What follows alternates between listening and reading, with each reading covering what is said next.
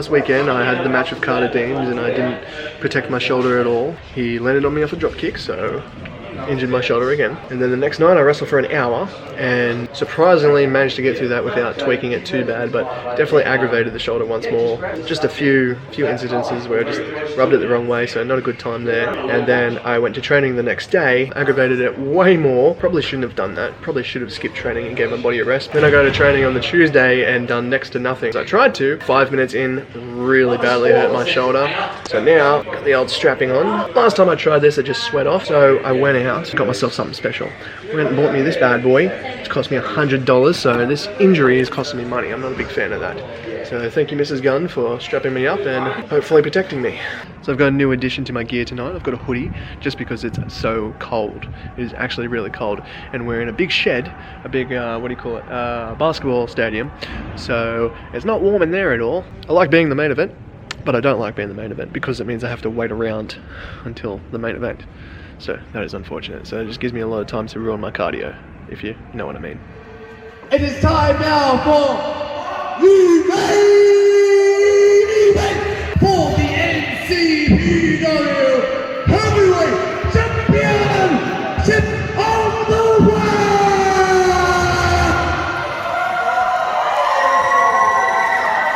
I can tell you about straight from the best and out the back. He's got it. He's got all the stuff you need. His name is Tyler Gunn.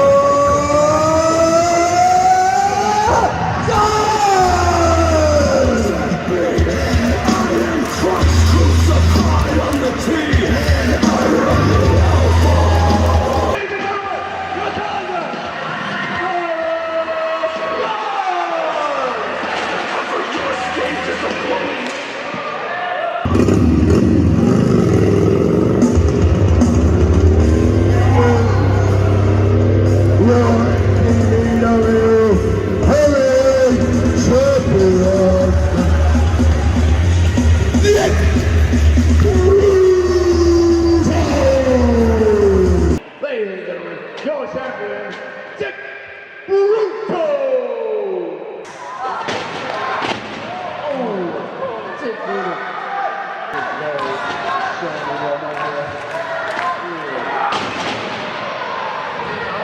Your stage is a He was going to use his craft and speed.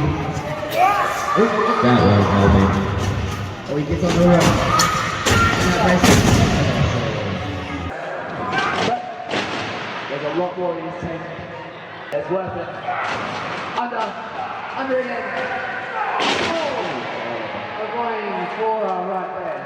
He got that. He got that. Out of the ring. Right back in. I would love to. Oh, but in a moment. Oh, very airborne. Very much so. Almost. Don't take away my credit.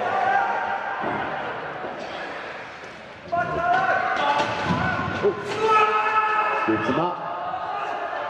Oh. Tick. Ooh, it's over.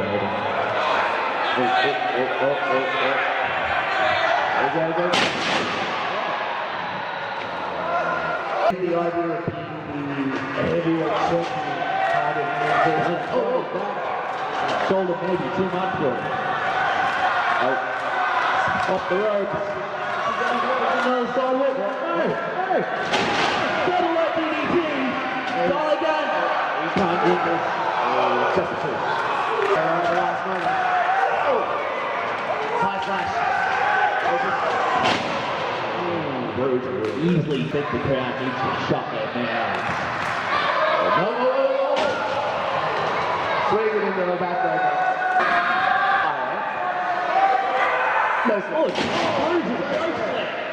It's done inside out. Brutal going for a powerbomb by the looks. There's a gun fighting back. There's a bit of fighting going on up here. Hurricane. Right there. What's he going for? Oh! Picked him over the top. He's going to do up there. It's called high risk for a reason. I don't think it's going to pay off. He will try to win right here. Oh, misses. Brutal really slowed down the pace. Oh, it looks like a shot. Brutal ball. This is going to be. Oh! I think.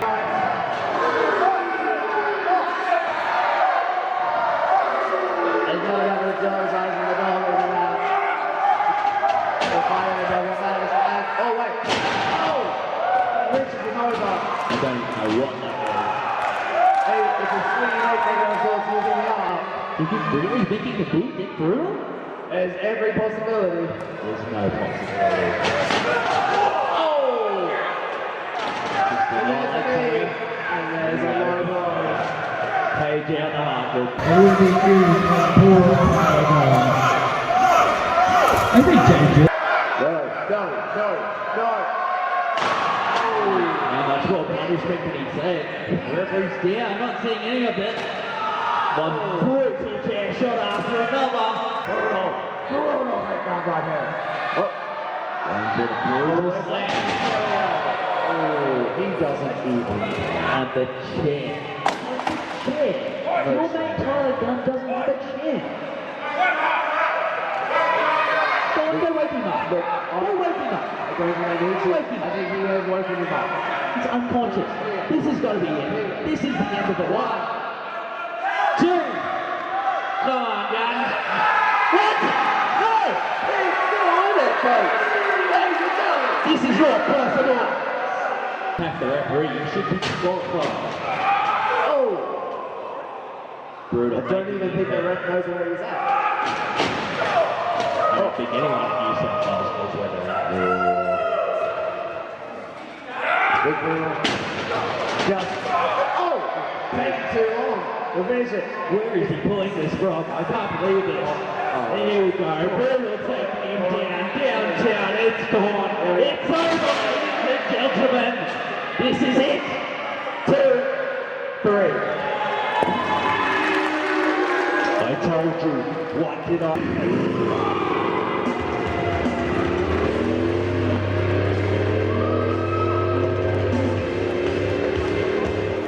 Come on. No.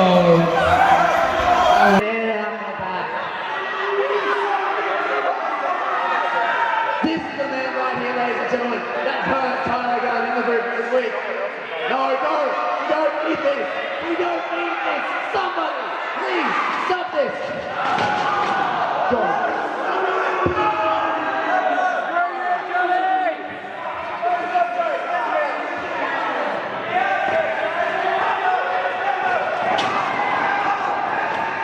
Oh, don't turn around.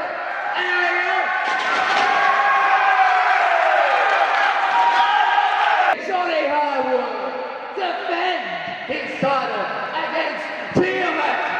Oh, and why not make it a triple threat? You will just in Tyler Gunn in there too. Sometimes too. July 17. Thank you and good night. That sucked. That sucked a lot. My shoulder's fine. Like the injured shoulder, that's doing well. It's the other shoulder that hurts now. Yeah, power slam onto the steel chair. The metal beam went straight into the, what do you call it, the shoulder blade area.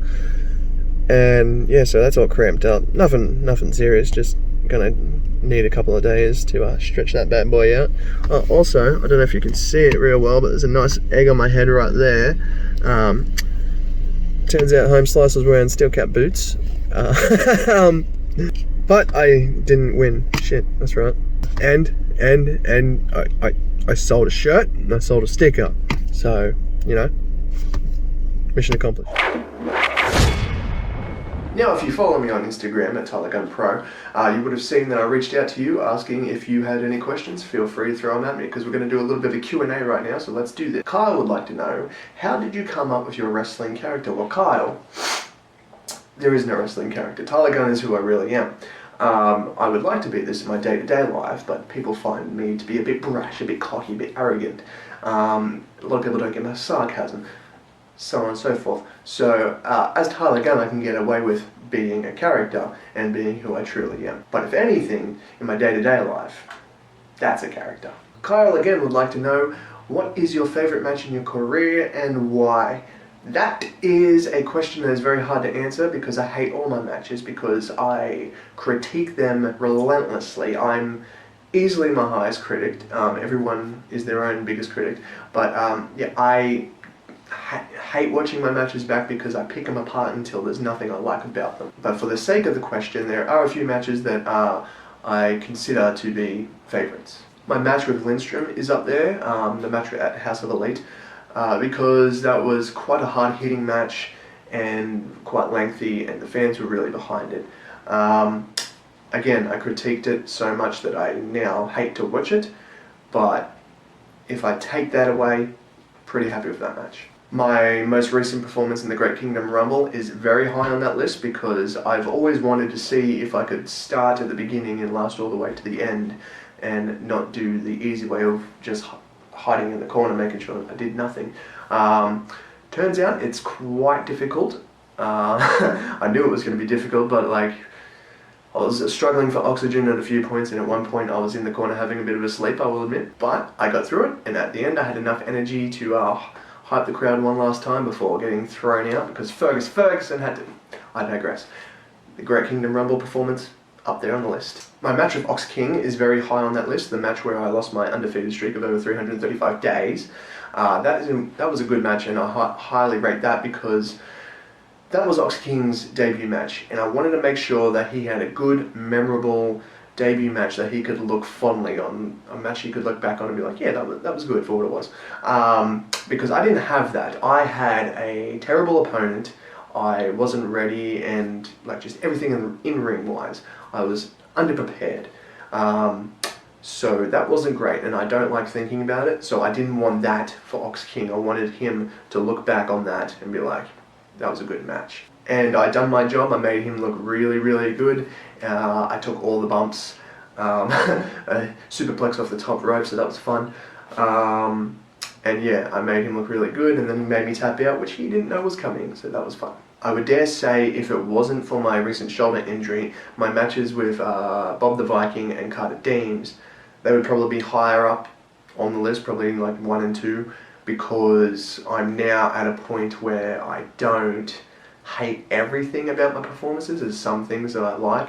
And I think if I was at 100%, me and Carter Deems could have done a top-notch match that I could actually be pretty damn happy with. I'm already pretty happy with it now. Watching it back, I cringe less than I usually do, and that's even with the bum shoulder. So if I was at 100%, I dare say I could have done something really good there. And same with Bob the Viking. Our match could have been much better, but that's when I injured the shoulder, so she was ripe and fresh there, so I had to cut it early and I couldn't perform the way I wanted to.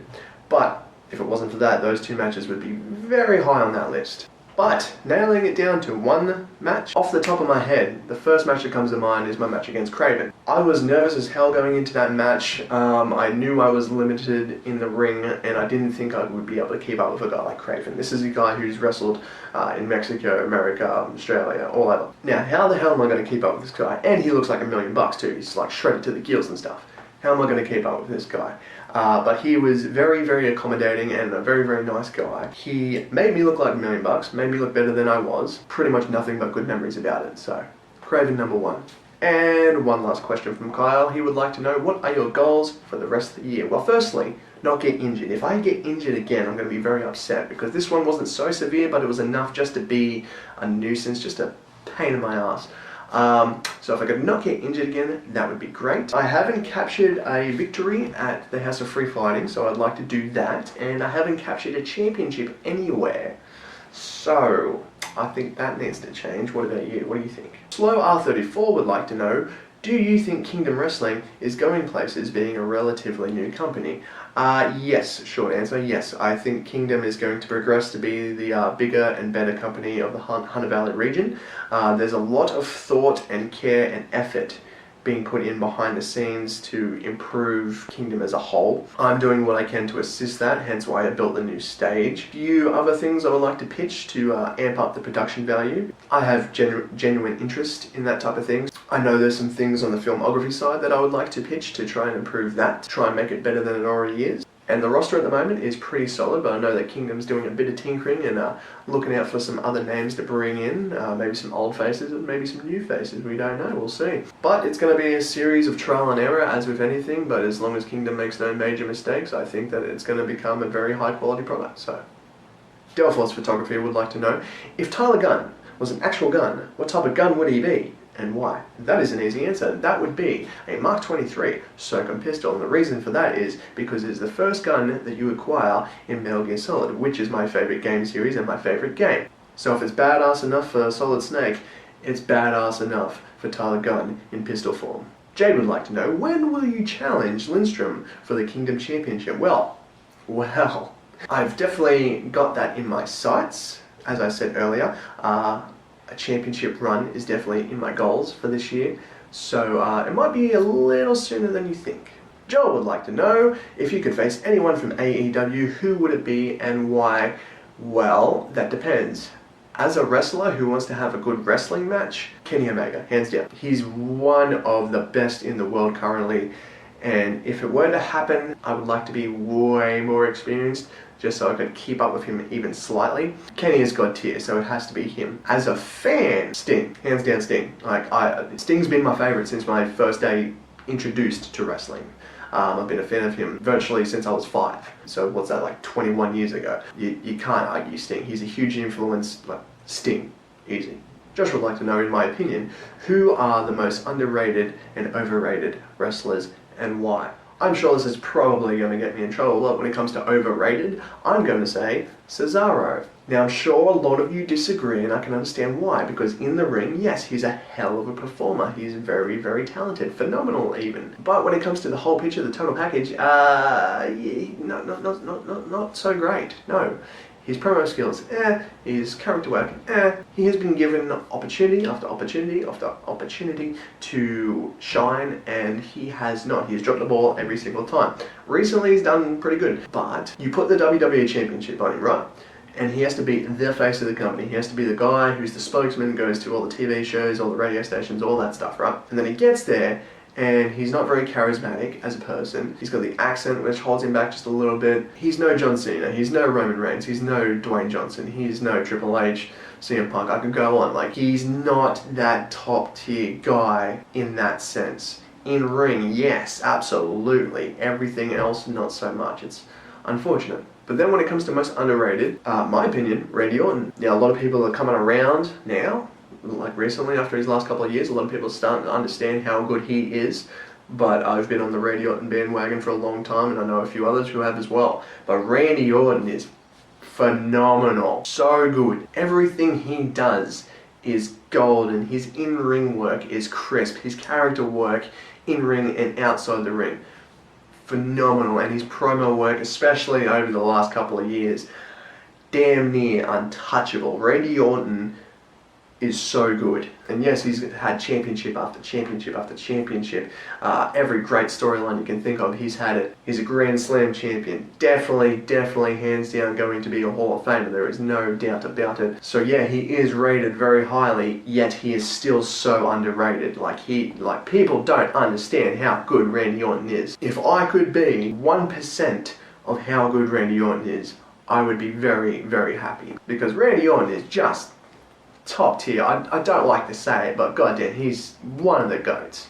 One of the greatest of all time. Jeez, I can't say enough good things about Randy Orton. So that will wrap up this Q&A session. I hope you enjoyed it. I hope your questions were well answered. And it will also wrap up this episode. Now, next week's vlog, we're going to have the Southern Cross Hall show. Now, I wasn't on it. I was supposed to be, but, you know, shoulder injury and everything. So next week, not so much Tyler Gunn, but more so Nui Pro. But when you get Nui Pro, you get some good, quality, solid wrestling.